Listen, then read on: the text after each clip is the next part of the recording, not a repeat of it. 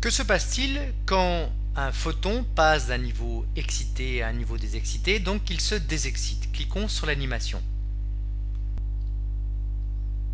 Bien, l'électron passe d'un niveau 2 à un niveau 1, il émet un photon de longueur d'onde 656 nanomètres. Du niveau 3 au niveau 1, il émet un photon vert de longueur d'onde 486 nanomètres. De 4 à 1, le photon à 434,1 nanomètres. Et de 5 à 1, il émet un rayon de longueur d'onde 410 nanomètres qui est violet. Donc on voit que quand l'électron se désexcite en passant d'un niveau haut à un niveau plus bas, il émet une série de photons, ce qui explique les spectres d'émission des gaz.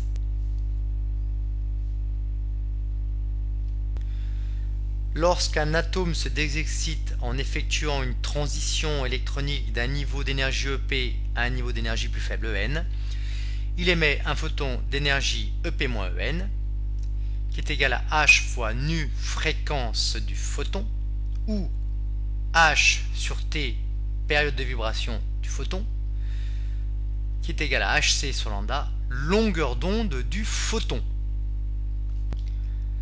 Ce photon lambda peut être noté lambda de P vers N. Par exemple, si P vaut 2 et N vaut 1, ce sera le photon de longueur d'onde correspondant à la transition entre le niveau 2 et le niveau 1.